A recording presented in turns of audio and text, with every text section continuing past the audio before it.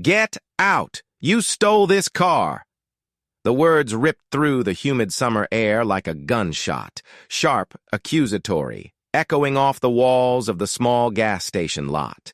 And for a second, even the hum of the highway nearby seemed to stop, as if the world itself waited to see what would happen next. The officer's voice was full of that brittle confidence that comes from authority unchecked. He was young, maybe 30, his badge gleaming under the afternoon sun, mirrored sunglasses hiding his eyes but not the sneer twisting his lips. His name tag read Officer B. Kessler, though his posture said everything before his mouth even opened again. And in front of him stood a man, dark-skinned, calm, impeccably dressed in a charcoal gray suit that fit him like it had been poured onto his frame. He was holding the gas nozzle in one hand, mid-refill, when the accusation landed. For a moment, he didn't even move. Just blinked once, slowly, as if to make sure he'd heard right. Then he looked up, meeting the cop's eyes behind those mirrored lenses. "Excuse me?" Kessler's hand rested on the holster at his hip. "Don't excuse me, he barked. "You heard what I said. Step out of the vehicle. Keep your hands where I can see them." The car, a sleek midnight blue Mercedes S-Class, spotless, engine purring softly, reflected both men in its glossy surface. Around them, the world began to stir. The gas station clerk, a wiry teenager in a red polo, peeked out from the window. Two men smoking near the air pump paused mid-conversation. The smell of gasoline mixed with hot asphalt, heavy and suffocating. The man in the suit, Malcolm Harris, though no one here knew that name yet, slowly set the nozzle back into the pump. His movements were precise, deliberate. His eyes never left Kessler. "This car is mine," he said evenly. "I can show you the registration." Kessler's laugh was harsh and humorless. "Oh, I bet you can." He took a step closer, boots crunching over stray gravel. "What'd you do? Borrow it from your boss?" The teenager at the window frowned, uncertain, watching. The two men near the air pump smirked, one of them muttering, "Here we go," under his breath. Malcolm said nothing for a moment. He just stared at the officer, the faintest muscle in his jaw tightening. Then, slowly, he reached for his pocket. "Hands where I can see them," Kessler snapped, drawing his gun half an inch from the holster. The click of leather echoed louder than it should have. A mother loading groceries into her minivan froze, clutching her child's arm. Someone's phone came up, a flash of a camera, a little red record light blinking. Malcolm froze mid-motion, both palms raised now, voice steady but low. "I'm reaching for my wallet," he said. "It's in my inner pocket." Kessler's tone was pure disdain. "Yeah, I've heard that one before." For a moment, the scene hung in unbearable tension, the heat, the silence, the sun glinting on metal. Then, with slow precision, Malcolm drew out his wallet and held it open. Inside, a black leather billfold, neat and organized, with a driver's license, a few cards, and something else. A small silver badge, tucked behind the ID sleeve. Not police, but governmental, official. The kind of thing most people never see, but Kessler didn't notice. Or maybe he didn't care. His attention was fixed on the Mercedes running plates through his radio. "Dispatch, I've got a possible 1016, blue S-Class, plate number." 1016? Malcolm repeated, quietly incredulous. "You think I stole it?" Kessler shot him a glare. "You fit the description." Malcolm let out a slow exhale, eyes drifting toward the crowd. More phones were out now. A trucker leaned out his window, watching. The teenager had stepped outside, biting his lip. "Sir," Malcolm said, his voice calm but cutting through the air with quiet power. "I think you're making a mistake." Kessler grinned, the kind of grin that came from knowing he could. "Yeah? You think so?" He stepped forward, yanking open the driver's door before Malcolm could react. "Step back." Malcolm stepped aside, hands still raised, as Kessler leaned into the car, scanning, searching, rifling through the glove box. Papers fluttered to the floor. "Hey! Quiet!" It wasn't just about suspicion now, it was theater. A performance for the phone's recording, for the invisible audience of authority that Kessler thought was watching. The cop wanted to be seen doing something, proving a point. The air was thick, with the smell of sweat and oil. Cicadas screamed from the trees. The metallic click of the officer's belt echoed each time he moved. Finally, Kessler straightened up, holding a set of keys and a registration slip. "Well, look at that," he said, mockingly. "Name doesn't match the driver." Malcolm's brow furrowed. "Of course it doesn't," he said. "The car's registered under the foundation. My foundation." Kessler's smirk deepened. "Oh, sure. Your foundation." He looked around, loud enough for the spectators. "You hear that, folks? Man's got a foundation." A ripple of laughter moved through the bystanders. Not cruel, just awkward, uncertain. They didn't know who to believe. Malcolm stood still, his face unreadable now, the calm slipping into something colder. "Officer," he said quietly, "are you finished?" Kessler squared his shoulders. "Not until I say I'm finished." The sun beat down. Sweat glistened on Malcolm's temple, but his voice stayed steady, each word precise, deliberate. "You should call your captain before this goes any further." Something in his tone, not pleading but commanding, made a few heads turn. Even Kessler hesitated for half a second. Then the arrogance returned. "I don't take orders from the man who funds your department," Malcolm cut in. The words landed like a quiet explosion. Kessler blinked, thrown off balance for the first time. The watching crowd murmured, confused. The teenager at the counter whispered, "Wait, what did he say?" Malcolm looked him dead in the eye. "I said, you should call your captain." Kessler's radio crackled. A voice from dispatch confirming the plate belonged to Harris Philanthropic Foundation. The name hung there, invisible but heavy. Some of the onlookers recognized it. A few gasps. A whispered, "No way." Kessler swallowed, jaw tightening. "Stay right there," he muttered, turning toward his cruiser. But his movements were less sure now, more forced. Malcolm didn't move. He simply stood beside his car, eyes calm, posture straight. The crowd watched as the cop fumbled for his radio again, his confidence bleeding out with each passing second. No one spoke. The only sound was the soft ticking of the Mercedes engine, idling quietly, like a heartbeat beneath the noise of humiliation and disbelief. And as the camera phones kept rolling, the balance of power, though invisible, had already begun to shift. The cruiser lights pulsed without sirens, washing the gas station in uneasy red and blue. Officer Kessler paced like a metronome wound too tight, palm near his holster, as if the leather itself granted authority. He didn't look at Malcolm so much as through him, as though the man were an obstacle in a drill. "Do not move," he called for the phones, hands visible at all times. Malcolm, beside the midnight blue Mercedes, kept his palms open and low, the posture of someone who has learned to perform calm in hostile weather. "I'm complying," he said. "I'm also waiting for your captain." "You don't set the terms," Kessler snapped. His gaze touched the convenience store clerk, the skinny teenager in a red polo hovering behind the glass. "Inside. Lock the door. Active situation." The kid hesitated. "He paid at the pump," he said softly.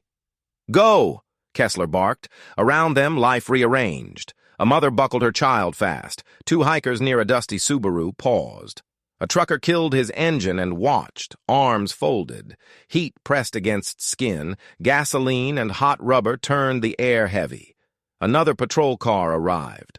Officer Vega stepped out older, steady, gray woven through a tight bun. "What have we got?" she asked. "Stolen vehicle," Kessler replied. "Subject non-compliant, possibly resisting." Vega's gaze moved from polished shoes to tailored jacket to the measured breath. "Name?" "Malcolm Harris," he said. "And I asked Officer Kessler to call his captain." Kessler scoffed. "He's trying a power play." "Registration?" Vega asked. "In the glove box," Malcolm said. "Already searched, without consent." "Probable cause," Kessler declared. "What cause?" Malcolm asked. "High-end model. Mismatched driver," Kessler said. "We had a call about a similar car stolen yesterday." "Similar isn't identical," Malcolm replied. "Dispatch confirmed these plates belong to the Harris Philanthropic Foundation." The name rippled through the lot. Someone breathed. "That's the hospital wing guy." Another, "He funded the youth center." A woman in scrubs put a hand to her mouth. Kessler moved closer until their shadows merged on sun-hot concrete. "Turn around," he ordered. "Hands on the hood." "Am I being detained?" Malcolm asked. "Temporarily," Kessler said. "Officer safety." Vega's mouth tightened. "Let's keep it calm," she advised. But Kessler had taken Malcolm by the elbow, impersonal, efficient. The hood radiated stored sun. Malcolm hissed as his palms met the metal, then went still. "Spread your feet," Kessler said. The pat-down was practiced. Keys, phone, wallet. He held the wallet like a trophy, thumb brushing a small silver credential behind a sleeve. "And this?" he asked. "Board credential," Malcolm said. "State oversight." Vega examined it. "Purpose of your trip?" she asked. "Fuel," Malcolm said. "And a meeting." "With who?" Kessler prodded. "The school superintendent," Malcolm answered. "Grant outcomes. I'll be late." Phones captured everything. Malcolm's angle against his car, the gleam of the badge, the heat, shimmer. In the glass, the teenager's face hovered pale, palms pressed to the window as though he could push the scene back into sense. A battered pickup rolled to a stop. The driver called, "Malcolm? You good?" Kessler didn't turn. "Sir? Step back." "That man donated safety helmets for our crew," the driver said, raising his phone. Vega's tone was gentle steel. "Plates confirmed," she said. "We can verify identity and conclude." "After I finish my search," Kessler said, popping the trunk. Inside lay a garment bag, a leather portfolio, a toolkit, jumper cables. He flipped the portfolio. Documents in sleeves, an agenda labeled Community Partnership Council. June session. A photo of Malcolm behind a smiling mayor. "Cute," Kessler said, closing it. "Careful," Malcolm said. "Those carry signatures." "Looks clean," Kessler announced, but the words wore a frown. The audience was tilting. He felt the ground shift. A woman in scrubs stepped out. "Officer," she called. "He's telling the truth. Call your captain." Another voice. "Why's he still on the hood if the car's his?" Another. "This is a bad look." Somewhere, a mutter used the phrase "you people" without saying anything else. Vega moved close, speaking low. "We're losing the room." "I'm not here to win them," Kessler said, fingers tapping his belt. "No," Vega replied. "You're here to keep order." He stepped back from the trunk. "Mr. Harris," he said, "stand up slowly." Malcolm peeled his hands from the hot metal, flexed them once, smoothed his jacket. Vega returned the wallet. He slid it away and collected his breath. "The captain's en route," Vega said. "Close." "Good," Malcolm answered. He surveyed the crowd, the kid glued to the glass, the construction worker holding his phone like a flare, the hikers, the mother, in the minivan, pretending to scroll. It will help if he sees this himself. The lights washed the lot again, more stage glare than protection. Beyond the trees, a mower droned. A dog answered. Kessler planted himself by the open door, forearm on the frame. He watched Malcolm the way a referee watches a line. "Don't mistake this for over," he said. Malcolm's reply was soft and exact. "I wouldn't dare." The teenager cracked the store door a few inches. "Sir?" he whispered. "Do you need water?" His eyes never left Kessler. "I'm fine," Malcolm said. Then to Kessler, "Please close my trunk." Kessler stared, then pressed the lid down with 2 fingers. He shut the glove box with the same touch and set the registration on the hood like a teacher returning papers with no grade. Vega's radio crackled. A clipped acknowledgement. A location. The word arriving. She nodded, and the crowd, shifted phones rose. Breaths shortened. A wind nudged a receipt across the concrete. It caught on Malcolm's shoe, clung like a tiny flag. He bent, freed it, slid it into the trash slot, then returned to stillness. Vega met Kessler's profile. "Whatever happens next," she said, "people will replay every frame." Kessler did not answer. A dark sedan turned into the lot. The air held its breath for the next beat, alone. Nobody moved by moving. They moved by holding still. When the captain's sedan rolled to a stop, the scene froze again. People half-turned, phones up, mouths half-open. But before he arrived, before the judgment or apologies or paperwork, the camera of time seemed to zoom in on the man who stood at the center of it all. Because before he was the man who funds the department, he was a boy who had learned exactly how power looks when it doesn't wear your face. Malcolm Harris had been raised in Eastlake, a neighborhood that had once been proud and noisy and bright, until the factories closed and the good jobs went with them. His mother, Lucille, had worked double shifts at a nursing home. His father, Bernard, a mechanic, kept a shop that smelled of diesel and perseverance. They taught him 2 lessons. Never bow your head and know what's yours before they tell you it isn't. He had carried both lessons through college, through the MBA he earned at Howard, through years of being the only black man in the boardroom of a billion-dollar investment firm. And now, at 42, his life looked flawless, tailored, polished, deliberate. The car, the watch, the way he paused before every answer, giving space for others to hear themselves. But calm, for him, wasn't natural. It was crafted, forged in the quiet pressure of decades spent being underestimated. Back at the gas station, he stood perfectly still beside the Mercedes, hands relaxed at his sides. Yet, his mind flicked like a metronome. He thought of his father's words. "They can take anything from you except your composure. Lose that, and they've won twice."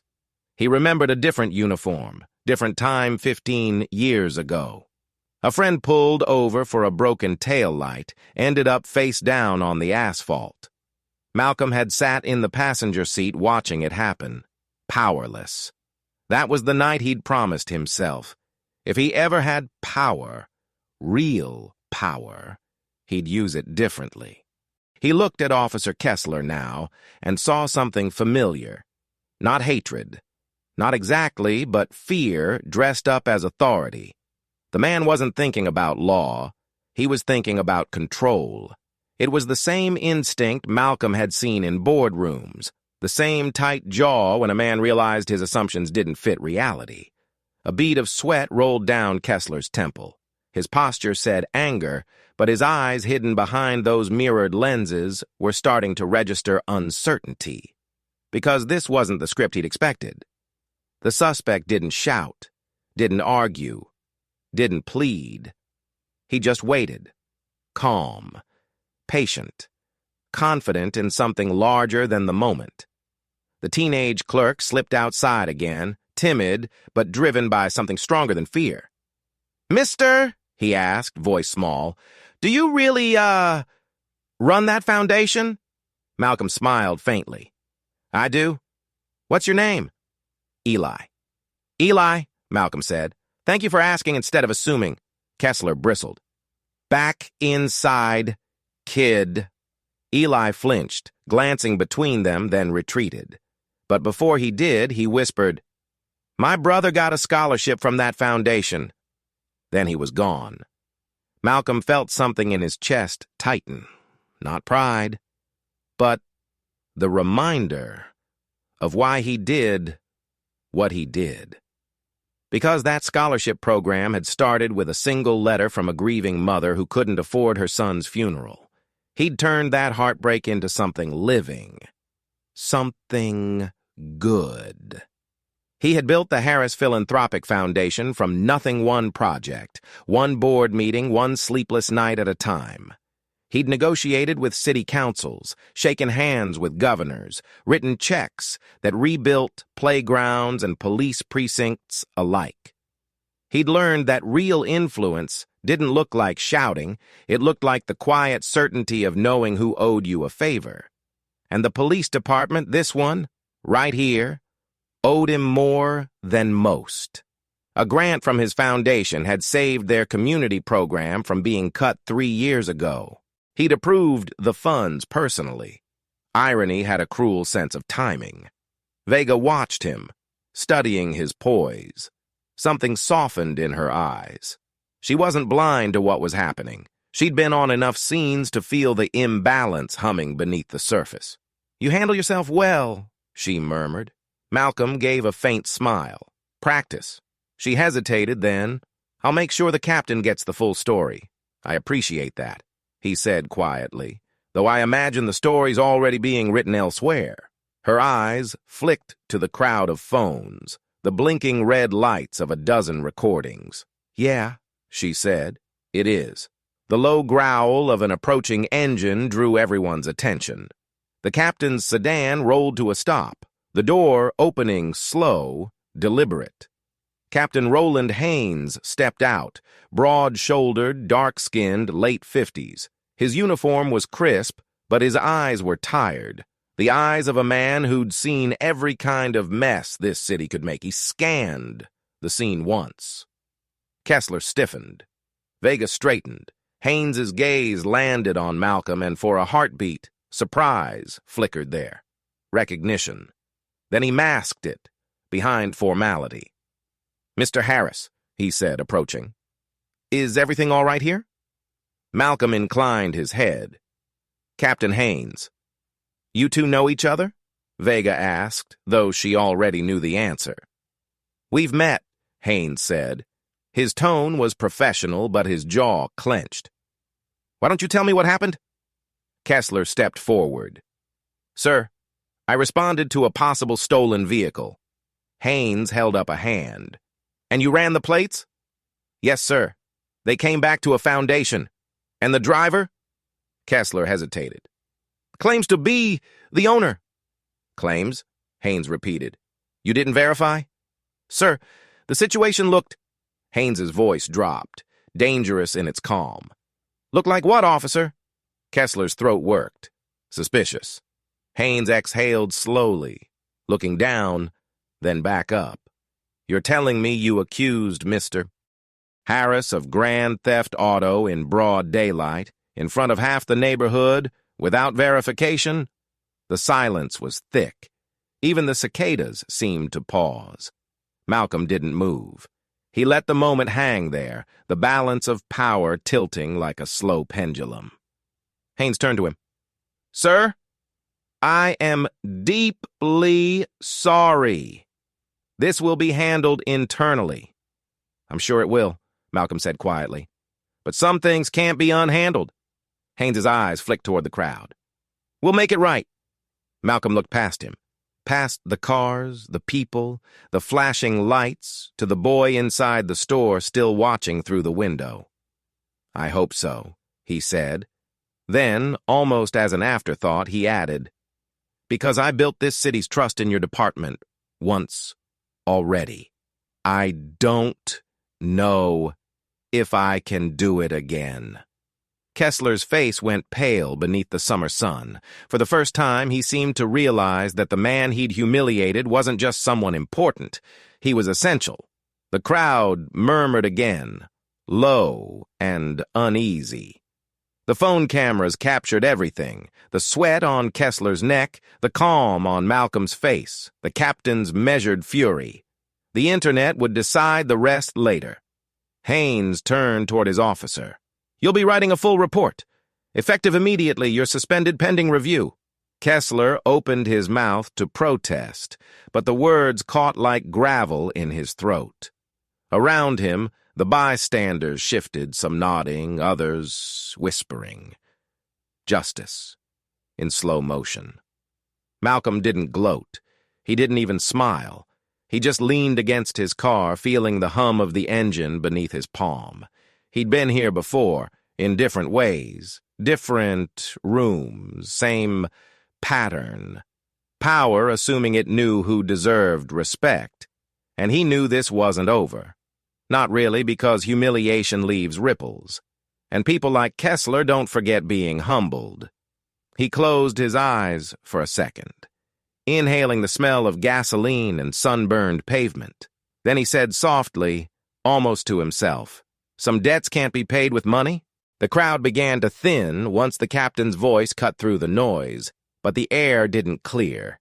It clung to everything: the heat, the tension, the unspoken things that no apology could bleach out. Captain Haynes stood with his hands clasped behind his back, posture carved from habit and exhaustion. Officer Vega spoke low into her radio, dispatching the scene as resolved, though nothing about it felt resolved at all. Kessler lingered beside his cruiser, staring down at the asphalt, as if it might open up and swallow him whole. His jaw worked silently, every muscle in his face trembling with the effort not to break into open defiance.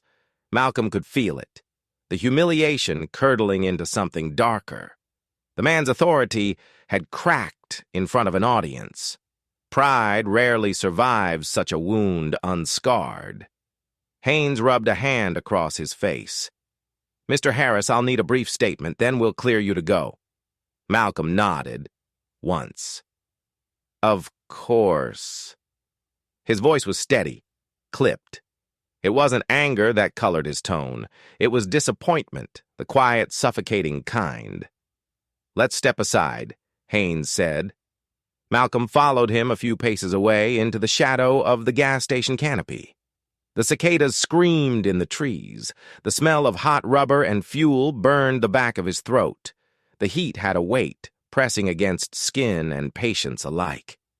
Haynes spoke first, low and careful. "You shouldn't have had to experience that, not from one of mine." Malcolm's gaze was fixed somewhere beyond the captain's shoulder, the blurred horizon, the endless road. "I appreciate that, Captain. But you know this isn't about me." Haynes sighed. "No, it's not." Their silence filled the space between words. They'd met before, at fundraisers, ribbon cuttings, community dinners. Haynes had once shaken Malcolm's hand with a warmth that felt genuine, promising partnership, progress. And now that same hand looked smaller somehow, caught between duty and shame. "I'll handle him," Haynes said finally. "You have my word." "I don't want punishment," Malcolm replied. "I want awareness. Because next time, it won't be me he pulls over." Haynes nodded, but his eyes drifted toward the recording phones, still pointed their way. "This is going to blow up fast," he murmured. "There'll be noise, politics, oversight boards, maybe even media trucks by sundown." "Then let them come," Malcolm said quietly. "Maybe they'll see what I've been saying for years." Behind them, Vega approached, her tone soft but firm. "Sir, the captain's right.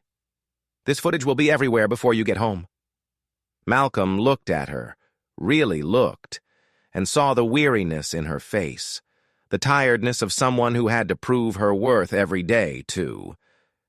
Maybe that's the only way things change, he said. She nodded. Maybe. Then, lower. You handled him better than most people would have. Malcolm offered a faint, tired smile. Practice. Kessler was still by the cruiser when Haynes turned to him.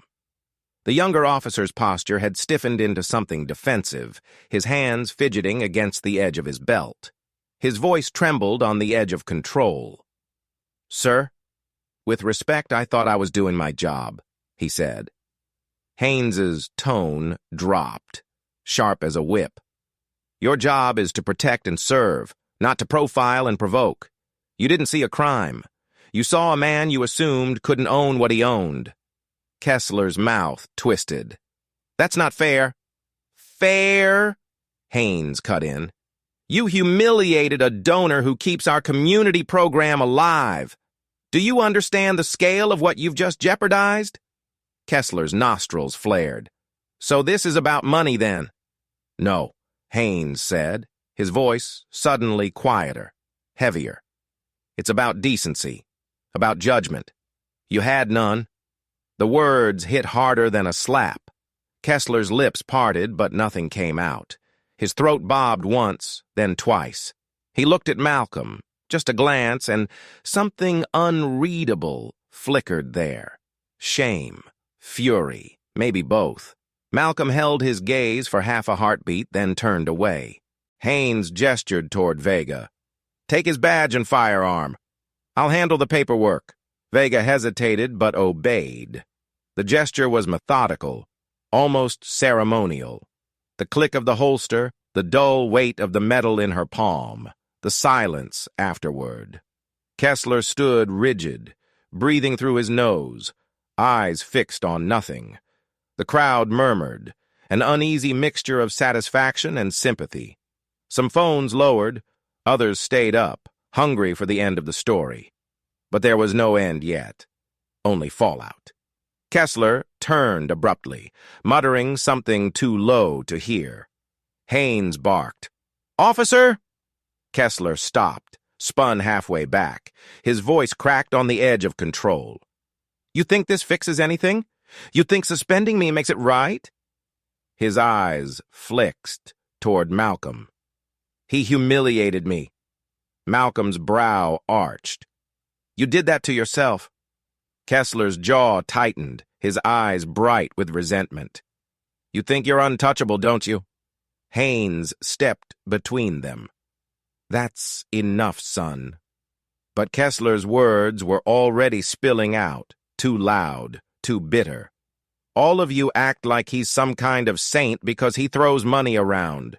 You don't know what that feels like, to work your whole life and still be told you're the bad guy."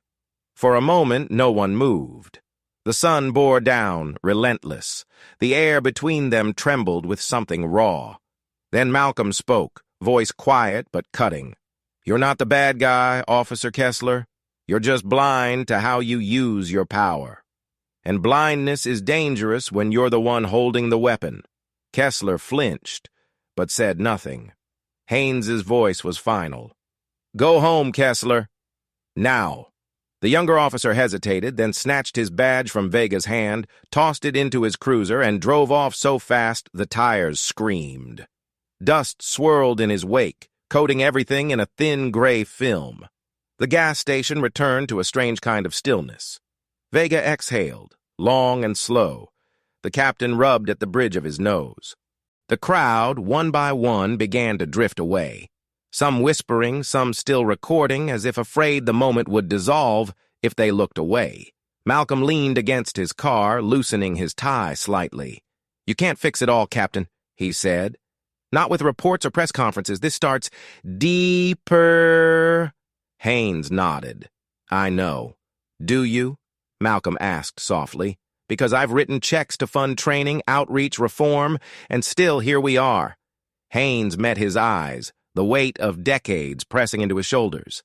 "You and I both know change doesn't come cheap or quick." Malcolm's tone was a whisper now, but the words carried.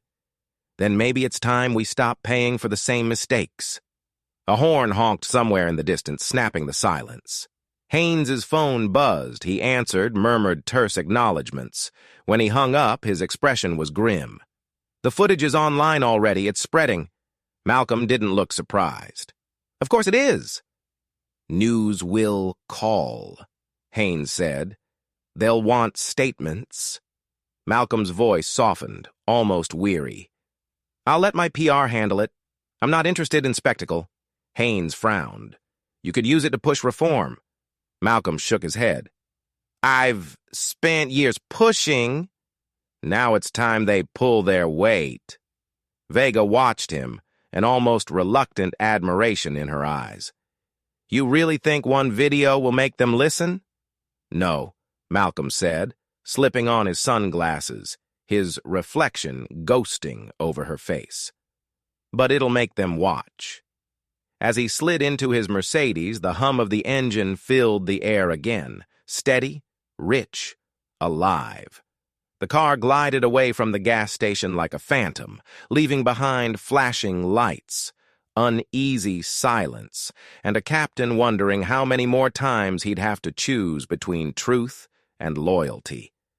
Inside the car, Malcolm's phone buzzed. Dozens of notifications, texts, missed calls, emails. A message from his assistant blinked on the screen. It's viral. You're trending. What do we do? Malcolm's reflection stared back from the glass. Unreadable.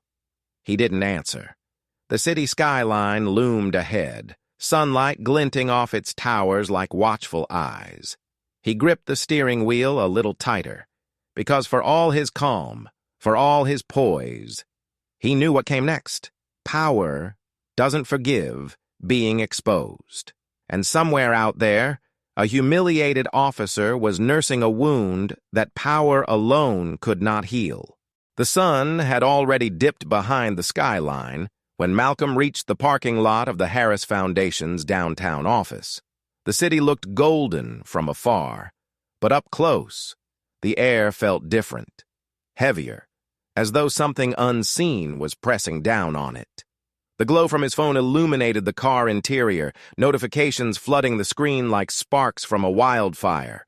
News alerts, mentions, video shares, headlines, prominent philanthropist wrongfully accused, police department donor detained by own officers. Get out, you stole this car. Viral video sparks outrage. Each headline was a mirror reflecting back the absurdity of the day, each one slicing open old wounds dressed as new conversations. He exhaled slowly, locked his phone, and stepped out. The lobby lights flickered on automatically, motion sensors welcoming him like servants in a silent cathedral. Everything here was glass, steel, and intention. The kind of modernism that whispered money without having to shout it. But behind the sleek design, there was tension. He could feel it the moment he walked in. His assistant, Mia, stood by the front desk, phone pressed to her ear, expression pale and tight. She hung up the moment she saw him. They're calling from everywhere, she said. CNN, NBC, The Chronicle, even overseas outlets, they all want a statement. Have PR draft something, Malcolm said, setting down his briefcase. Nothing defensive. Calm. Factual. Calm. Malcolm, the clip has over 6 million views. Her voice trembled. They're calling it the gas station stop. It's trending higher than half the election coverage. He loosened his tie. Good. Then maybe people are paying attention for once. Or they're looking for blood, she countered. Half the comments are supportive. The other half? I know, he interrupted softly. Don't read them. Mia bit her lip, hesitated. You didn't tell me that the officer you funded... He raised a hand. We don't name anyone. We don't inflame it.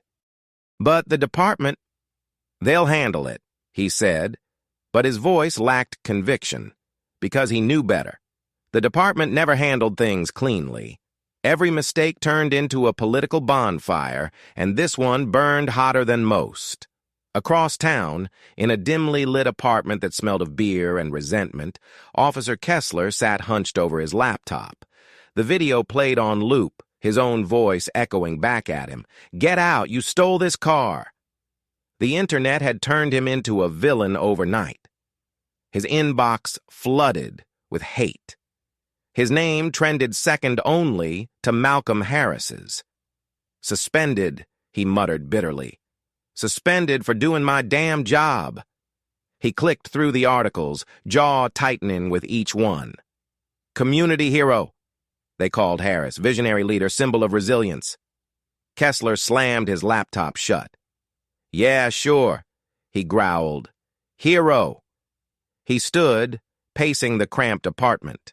The glow from the muted TV painted his face blue, his anger pulsing in time with the flicker. On screen, commentators debated what it meant, how optics could shift public trust, how systemic misjudgment reflected on leadership. Not one of them said his name right. Not one cared what it felt like to be branded the monster in a story you didn't control. The phone buzzed. Unknown number. He hesitated, then answered. "Officer Kessler?" The voice was male, steady, older. "You don't know me, but I know what happened. And I know it wasn't what they're making it out to be." Kessler frowned. "Who is this?" "Someone who doesn't like how money rewrites truth," the voice said. "You've got friends, son. Don't let them bury you." The call ended. No name, no number. Just silence. He stared at the phone, thumb hovering over redial. Then he laughed, a harsh, humorless sound, and muttered, "Friends, huh?" But somewhere in the back of his mind, the seed had been planted.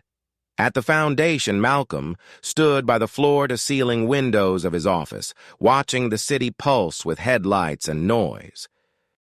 The world was watching him, dissecting him, and yet he'd never felt lonelier. Mia returned with a folder. "Draft statement," she said. "You should read it." He opened it, scanning quickly. The words were careful. Too careful. "We value our law enforcement partnerships. We believe in accountability and understanding. We will continue to support initiatives for equality and dialogue." It was professional, polished, safe. He closed it. "No," he said. "This sounds like we're apologizing for their mistake." "Then what do you want to say?" she asked. He turned to face her, his reflection merging with the city lights behind him. "I want to say that no man should have to fund the very system that suspects his existence." Mia froze. "That's powerful, but it'll start a war." Malcolm nodded. "Good. Maybe it's time for one." Hours later, his statement went live. It wasn't polished. It wasn't safe. It was raw. One page of precise fury. Today's events remind us that wealth, titles, and philanthropy don't buy humanity, not in the eyes of those who choose not to see it. I've spent years funding reform, training, and trust building, yet all it took was one assumption to strip me of dignity in public view. This is not about one officer. It's about a system that still believes suspicion is safety. I will not stop giving, but I will start demanding. Within an hour, it had over 2 million shares. The city's mayor called him directly. The governor's office requested a meeting. Civil rights groups offered support. The police union released a rebuttal calling it an overreaction to an isolated incident. Isolated. Malcolm laughed bitterly at that word. There was nothing isolated about it. It was just the first one that had been caught in 4K. At midnight, the city council chamber glowed with artificial light. News vans lined the street outside. Inside, Captain Haynes sat before a semicircle of officials, his face lined with fatigue. "Officer Kessler has been suspended pending investigation," he said. "We're reviewing procedures and accountability standards." The council chair, a woman with steel gray hair and eyes like a hawk, leaned forward. "Captain, This department receives substantial funding from the Harris Foundation, does it not? Yes, ma'am. And do you believe Mr. Harris's donations have influenced internal operations? Haynes paused. Only for the better. Then explain how one of your men didn't even recognize him. The question hung heavy. Cameras clicked. Haynes adjusted his tie. Because recognition isn't the same as respect, he said finally. And that's the problem. By morning, protests had begun outside the police headquarters. Signs read, "Justice for Malcolm and accountability now." Others said simply, "See me." Haynes stood at the window of his office, watching the crowd swell. Vega stepped in, coffee in hand. "It's getting bad," she said. "Half the officers are furious. The union's doubling down. They're saying Harris orchestrated this to humiliate us." Haynes shook his head. He didn't need to orchestrate anything. The truth did the work. Down below, camera flashes sparked like distant lightning, and in a quiet apartment miles away, Kessler watched the coverage, jaw set. His phone buzzed again. Same number, same unknown voice. "You see," the voice said, "they're making you the villain. But we can make this right." "How?" Kessler asked, though he wasn't sure why. "By telling your side, the real side. Come meet us. Tomorrow night. Dock 14. Click." Silence again. Kessler sat there for a long time staring at the darkened screen. His reflection looked strange, half lit, half shadow. He didn't know it yet. But that call would set the next fire. Morning broke gray and cold, the kind of light that felt like it was hiding something. The city buzzed with protest chants and camera drones, the echo of anger bouncing between high-rises. Outside the police headquarters, signs waved like restless sea foam. "We see you, no more silence." Equality isn't optional. The crowd was loud, but the silence inside Malcolm's penthouse was louder still. He sat at his kitchen counter, untouched coffee cooling beside him, his laptop open to a wall of headlines. Every outlet had a theory now. Every anchor had a tone of moral authority.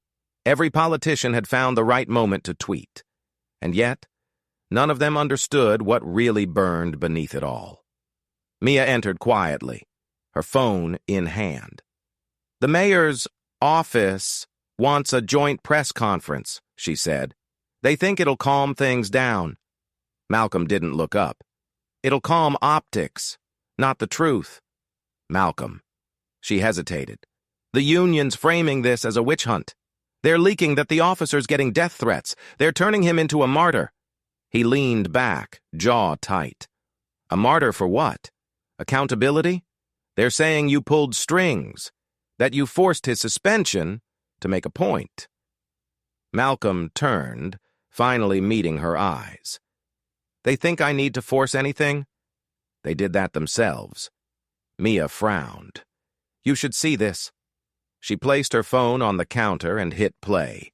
The video was low quality, shaky, dark, recorded in what looked like a garage. But the voice was unmistakable. Kessler's. "I was set up," he said, face partially obscured by shadow. "They wanted to make an example of me. Harris runs half this city. You think anyone can cross him and walk away? This is bigger than me. It's about power." The camera cut out there, glitching mid-sentence. But it was enough. Malcolm froze. "Where did this come from?" "It's on a site called Truth Ledger," Mia said.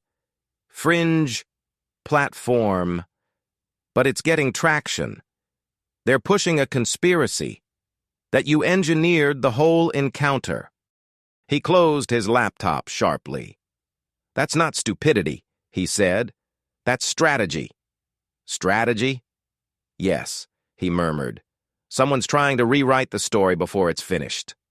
Across town, in a dim warehouse near the docks, Officer Kessler sat under a single hanging bulb. His hands were clasped on the table, knuckles white. Across from him sat two men, both in plain clothes, both too calm. One leaned forward, smiling faintly. "You did well," the man said. "Now people are listening." Kessler shifted uncomfortably. "You said you'd help clear my name." "We are," the man replied. "But you have to understand, this isn't just about you. Harris is dangerous." Kessler frowned. "Dangerous? He's just a businessman." The other man laughed softly. "He's not just anything. He funds the mayor, the council, the police. You think a man like that doesn't own everyone he pays? He buys morality and sells forgiveness." Kessler hesitated. "I just want my job back." "You will," the first man said. "Once people start asking the right questions. Like, how a philanthropist knew exactly when to be at that gas station." "That's insane," Kessler said, though his voice cracked slightly. "Maybe," the man said, leaning closer. "But people believe what they're told to fear. And right now, they fear him."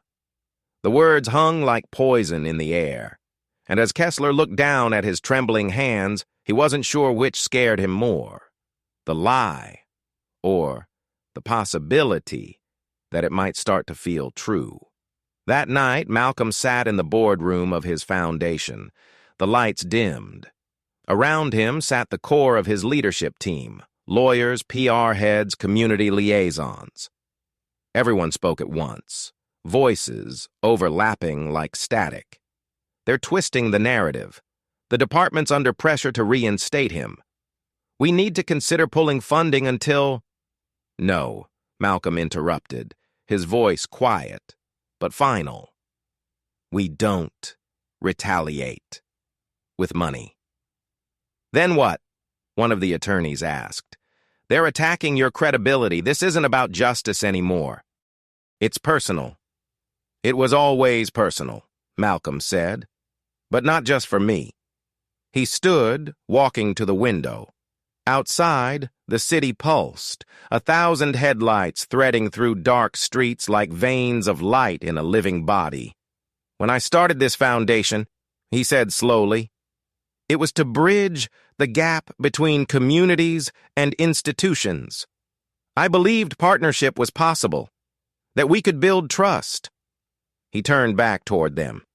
But trust isn't built on charity. It's built on truth. And right now, truth is what they're trying to bury. Mia glanced at him, uncertain. Then we dig it back up. He smiled faintly. Exactly. At 11:43 p.m., Malcolm dialed a number he hadn't called in years. It rang twice before a gravelly voice answered. Didn't think I'd hear from you again, said Captain Haynes. I need to know who's feeding that narrative, Malcolm said. The video, the leaks. Haynes sighed heavily. You're not going to like the answer. Try me. It's not just the union, Haynes said. There's a group. Ex-officers, lobbyists, a couple of council members. They're spinning this to paint you as a manipulator. They've even dragged my name through it. Said I covered for you. Names, Malcolm said. Off the record. Councilman Dyer's people. Maybe more.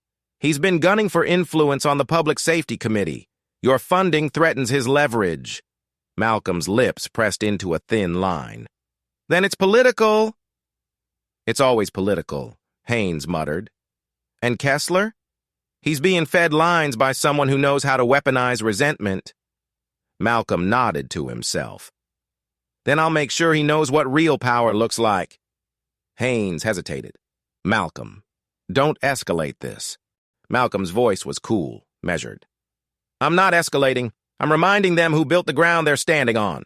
The next day dawned hot, suffocating, and full of noise. Protesters clashed with counter-protesters. News vans lined the streets. The air tasted of dust and argument. Inside the precinct, Vega scrolled through her phone, jaw tight. She found the video, the one with Kessler's shadowed confession. She felt her stomach turn. She'd worked with him for years. She'd seen his flaws.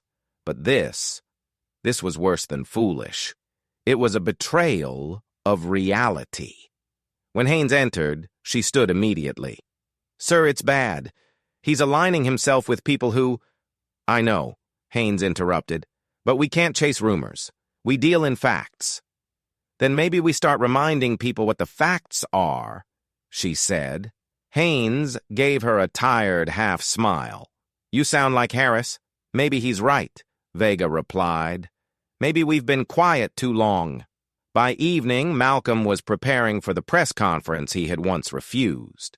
The hall was packed. Cameras, reporters, flashing lights. His reflection in the glass doors looked composed, but his chest thudded like a drumline. Mia adjusted his lapel mic. "You're sure about this?" she whispered. "Yes." "What if they twist it again?" "Then they'll twist the truth, not silence." She stepped back as he walked onto the stage. The noise dulled to a hum. He paused, scanning the sea of faces. Then he began, voice steady, deliberate. "A narrative is forming, one that paints truth as manipulation and accountability as control. But I'm not here to defend my name. I'm here to remind you that a system built on fear will always turn its own fear into prophecy. I don't fund the police to own them. I fund them because I still somehow believe in them. And that belief is what they've mistaken for weakness." The cameras clicked like rain. Reporters scribbled. Somewhere, deep in the city circuits, Kessler watched from a glowing screen, his face half-lit, jaw tight. He didn't realize it yet, but in trying to clear his name, he had become the weapon someone else was wielding. And Malcolm Harris had just lit a match that would decide which side burned first. The city held its breath. The morning after Malcolm's press conference, the skyline looked sharper, harder, as if every glass surface reflected a choice waiting to be made. The video of his speech had gone viral again, this time not as outrage, but revelation. Something about his tone, his control, had caught fire. Hashtags multiplied like ivy. Belief is not weakness. Harris truth. Funded by faith. But somewhere beneath that wave of support, a darker current was forming. Kessler's second video dropped just after sunrise. It was more polished this time, better lighting, clearer sound, deliberate framing. He sat at a desk, dressed neatly, an American flag behind him. His voice was slow, deliberate, practiced. "I've been painted as a villain," he began, "but I want the public to know what's really happening. This isn't about racism or reform. This is about one man's grip on our institutions. Malcolm Harris doesn't just donate, he dictates. He decides where the money goes, who gets promoted, who gets silenced. And if you cross him, you lose everything. Just like me." He paused, leaning closer. "They say he's generous. I say he's dangerous." He ended the video with a quiet, "Watch who you let own your justice." Within hours, it had been shared millions of times. The smear was surgical, not wild accusation, but measured poison, the kind that spreads because it sounds plausible. And it worked. The city divided cleanly down a line no one could see, but everyone felt. Supporters saw Kessler as the puppet of a corrupt cabal. Detractors saw Harris as the scapegoat of a broken system. The air itself felt electric with paranoia. In his office, Malcolm sat with his legal team and PR heads. The tension was brittle. The screens around them played endless loops of talking heads, debating his intentions. "This is coordinated," Mia said. "Someone's feeding Kessler lines. He's not that articulate on his own." Malcolm's jaw flexed. "He's not the problem. The people behind him are." A lawyer leaned forward. "We can sue for defamation. We can issue takedowns." He shook his head. "No. Let them talk." "Malcolm, let them," he repeated. "Because when they're finished, I'll have the floor." Mia frowned. "You sound like you already know something." Malcolm finally looked up. His eyes were tired, but burning with purpose. "Because I do." That evening, Malcolm made a call to Captain Haynes. The old cop answered on the first ring. "Please tell me you're not about to make this worse," Haynes said. "I need access to the department's procurement records," Malcolm said calmly. "Last 5 years, especially anything connected to community grants." "Why?" Haynes asked, wary. "Because I think the people backing Kessler aren't just whispering in his ear. They're on your payroll." Haynes went silent. "That's a serious claim." "I'm not claiming," Malcolm said. "I'm confirming." Later that night, in a corner booth of a quiet downtown diner, Haynes met him in person. No press, no entourage, just 2 men bound by principle and fatigue. "You always did like stirring the pot," Haynes said, sliding a folder across the table. "That's everything I could pull without raising alarms?" Malcolm flipped it open. Rows of numbers, dates, contractor names. Boring at first glance, but corruption rarely screamed. It whispered through ledgers. Then he saw it. Silver Point Security Consulting, a private firm listed under auxiliary training support. Funded through the same community outreach grant his foundation had created. "Who's behind Silver Point?" he asked. Haynes hesitated. "That's the kicker. The company's barely real. Shell accounts, dummy directors." But one name popped up in registration history: Councilman Dyer. Malcolm's expression didn't change, but the air around him did. The same Dyer running for mayor next spring. Haynes nodded grimly. "And he's been funneling funds into pro-police lobbying networks, the same ones now promoting Kessler's videos." "So they're using him as a spark," Malcolm said softly. "To discredit reform, before it even begins." Haynes leaned back. "You think Dyer planned all this?" Malcolm shook his head. Not the incident, but he saw opportunity in it. The humiliation, the outrage. It's a perfect storm, and they're counting on me to react. Haynes studied him carefully. "And, will you?" Malcolm smiled faintly. "Oh, I'll react. Just not the way they expect." That same night, Kessler received another call from his mysterious friends. He met them again, this time in a luxury office, high above the city. Marble floors, tinted windows, a decanter of whiskey sitting like a bribe on the table. Councilman Dyer himself sat behind the desk, sleeves rolled up, charm oozing like oil. "Officer Kessler," Dyer said warmly. "Or should I say, Detective Kessler, if all goes well." Kessler blinked. "Detective?" Dyer smiled. "Reinstatement's not off the table. You've captured public attention. You've done something even our PR couldn't do. You made people question Harris." Kessler frowned. "So this is political." Dyer leaned forward. "Everything's political, son. You just chose the right side." Kessler swallowed hard. "I didn't sign up to be anyone's pawn." "No," Dyer said, swirling his glass. "But you're useful, and useful people get rewarded." Kessler hesitated, the weight of his earlier humiliation pressing down like a ghost hand. The memory of the crowd laughing, the cameras flashing, the sting of being less than, and the promise of redemption, even a corrupt one, was hard to ignore. "What do you need me to do?" he asked quietly. Dyer's smile deepened. "Just keep telling your truth. We'll take care of the rest." At dawn, Malcolm stood before a wall of glass in his penthouse, watching the city wake beneath him. The air was pale blue, clean for once. He turned to Mia, who stood beside him, phone in hand. "You ready for this?" she asked. He nodded. "Release it." She hit send. Within seconds, it was everywhere. A document leak. Screenshots of transfers, contracts, invoices, all public. Names highlighted, dates circled, trails leading straight to Dyer's office. Every dollar from the Silver Point Fund accounted for. Every lie exposed in real time. Malcolm's caption was simple: When corruption hides behind uniforms, even justice needs protection. The internet exploded. Reporters scrambled. Councilman Dyer's spokesperson denied everything. But the numbers didn't lie, and the timing was devastating. Within hours, federal investigators announced an inquiry.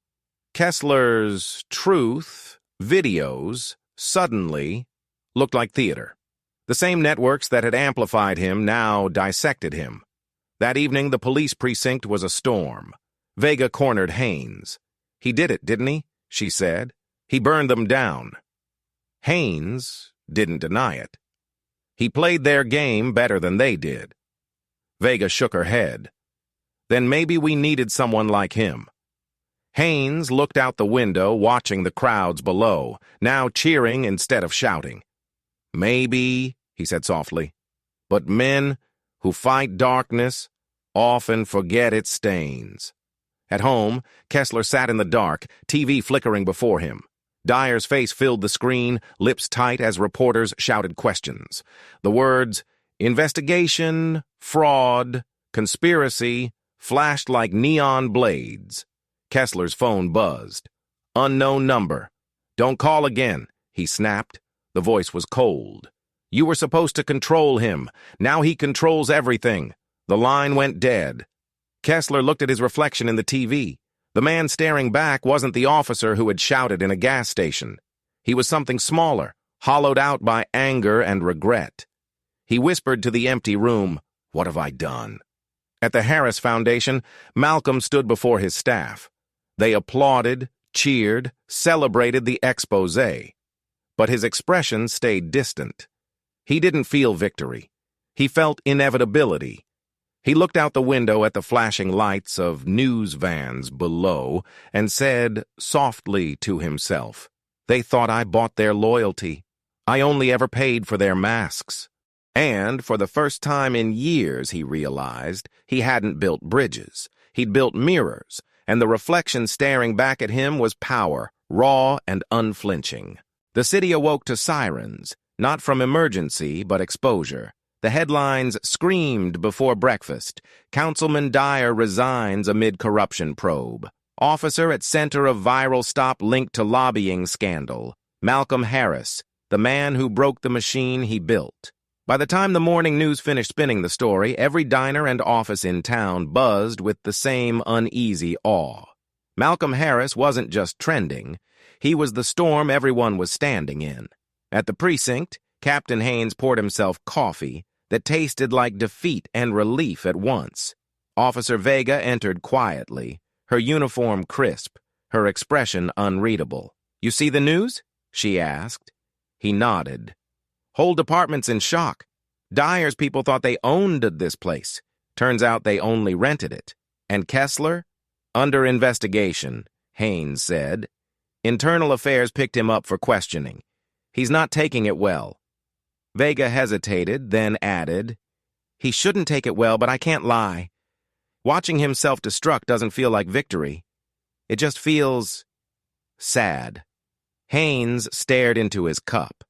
"You're right. There's no joy in watching a man choke on his own bitterness." Vega crossed her arms. "And Harris? What's he gonna do now that he's toppled half the city's power structure?" Haynes chuckled softly.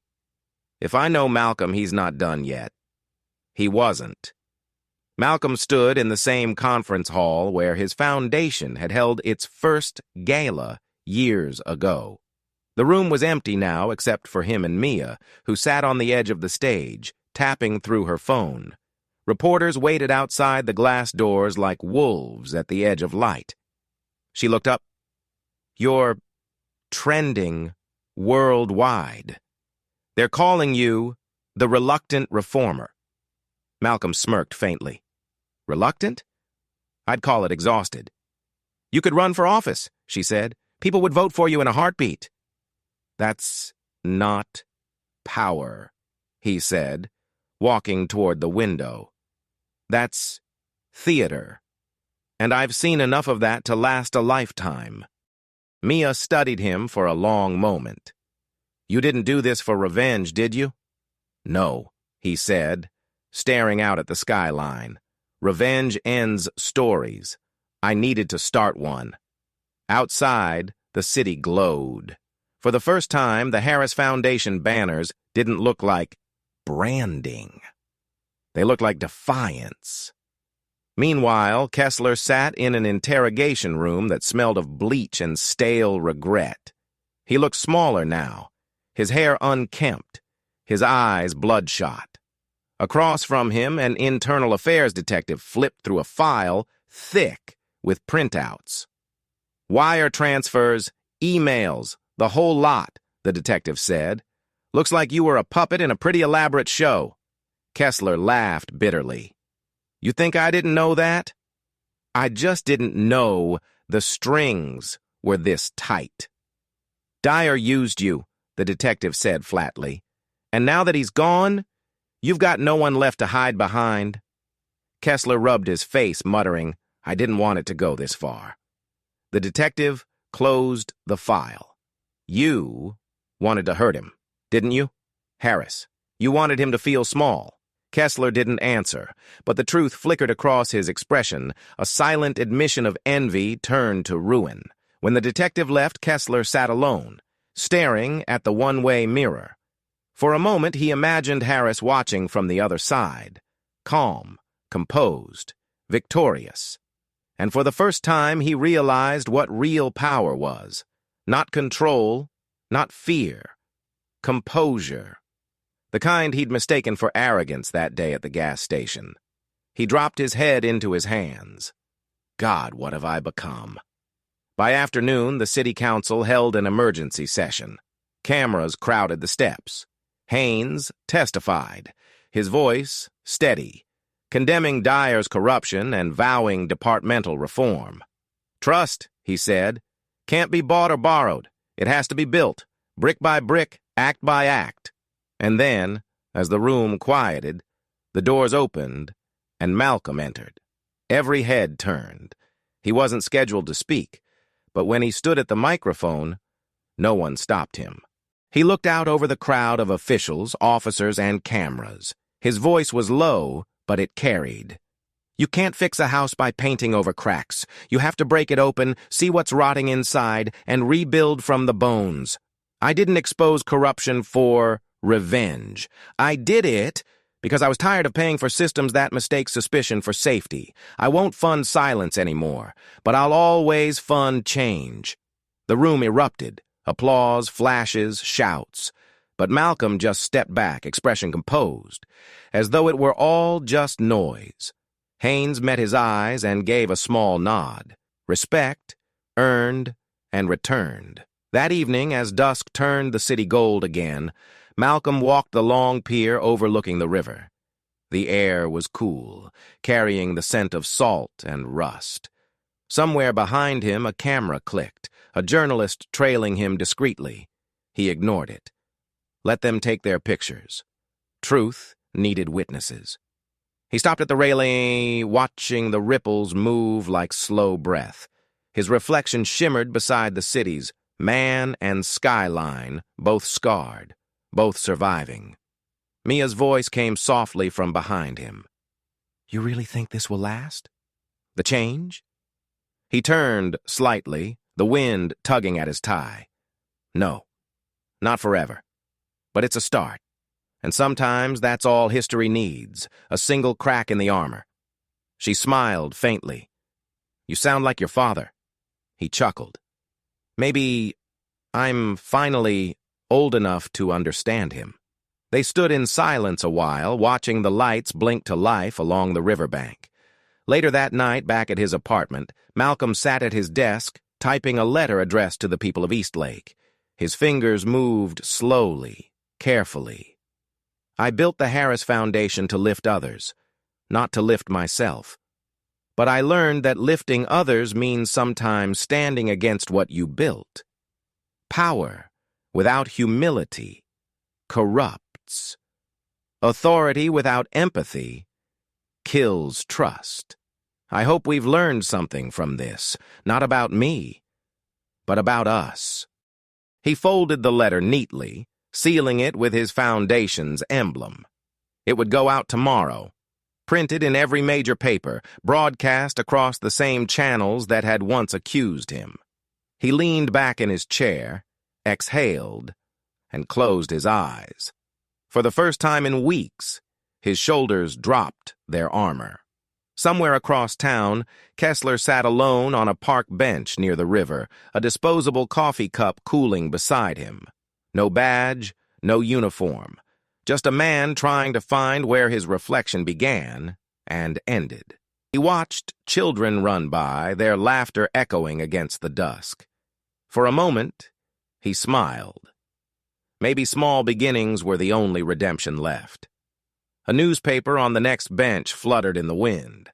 The headline showed Malcolm shaking hands with Haynes, both smiling faintly under the words, "Rebuilding Trust." Kessler stared at it a long time, then stood, leaving the cup and the paper behind. Weeks passed. The protests softened into progress. Dyer's empire collapsed. Harris's foundation doubled its outreach. A new oversight committee was born, chaired by none other than Captain Roland Haynes. And though the city still bore scars, invisible, ancient, unfinished, it began, in its own quiet way, to heal. 1 month later, Malcolm returned to the same gas station. The air smelled of fresh paint and gasoline. The teenage clerk, Eli, was still there, taller now, wearing a college hoodie. He looked up from the counter and froze. "Mr. Harris?" Malcolm smiled. "Good to see you, Eli. You remember me? How could I forget? You offered me water when no one else did." Eli grinned. "I got into Howard. That scholarship helped?" "I heard," Malcolm said softly. "Congratulations." They shook hands. The same pump where everything began hummed quietly beside them, unremarkable again. As Malcolm turned to leave, Eli called out, "Sir, what's it like changing the world?" Malcolm paused, the question hanging between them like sunlight through dust. He smiled. Not triumphant, not bitter, just human. "It's not the world that changes, Eli," he said. "It's the people who finally see it." He stepped into his car, the door shutting with a soft click. This time, no one shouted. No one doubted. The engine purred. The road opened. The city exhaled.